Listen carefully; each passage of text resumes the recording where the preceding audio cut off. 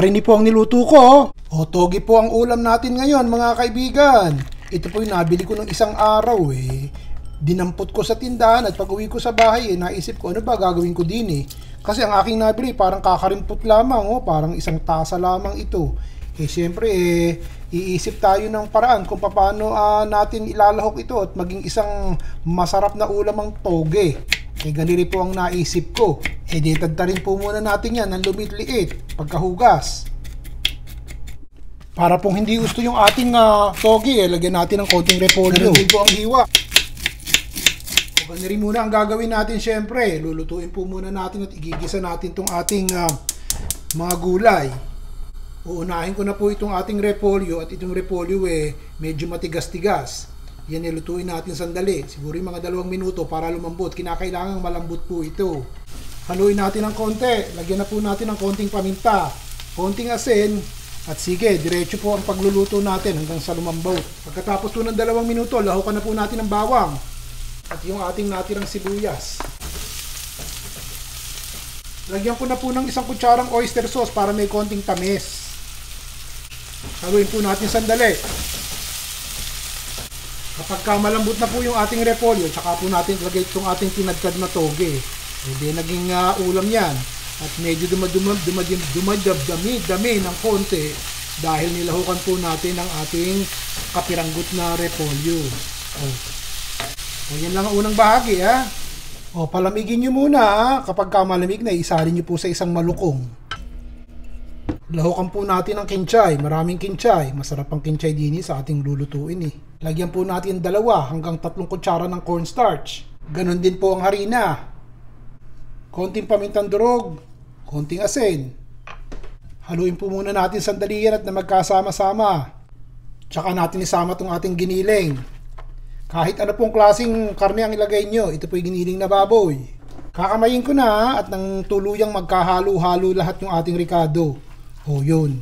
Ganyan lang po. Hindi ko na rin po lalagyan ng itlog Wala na tong itlog. Kung gusto nyo pong maglagay ng itlog, bahala kayo. Pero dun po sa harina at cornstarch, ayos na ayos at magkakadikit na po yan.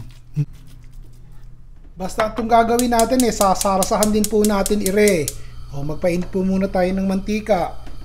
Hindi naman kinakailangang mainit na mainit. Konti lang po, bahagya.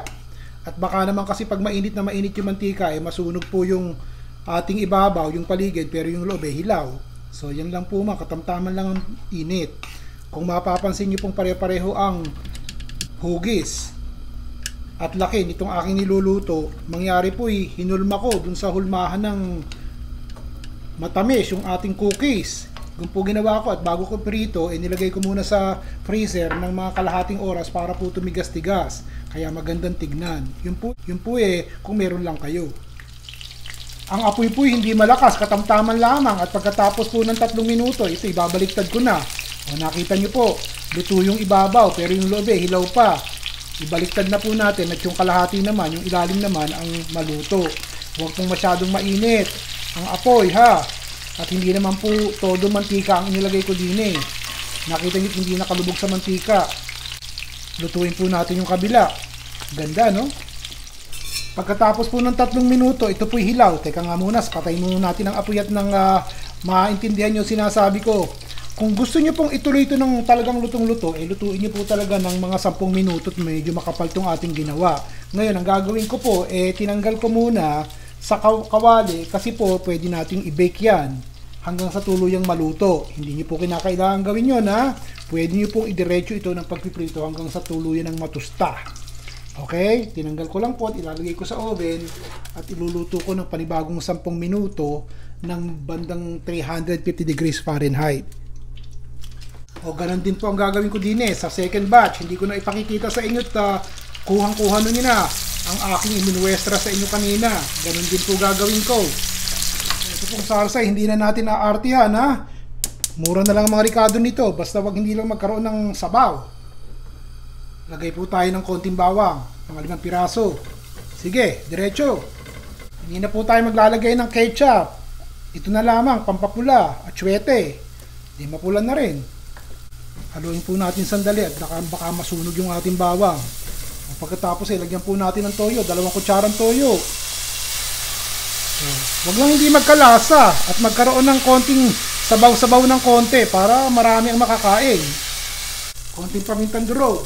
Haluin po natin itong ating isang kutsarang cornstarch sa isang tasang tubig.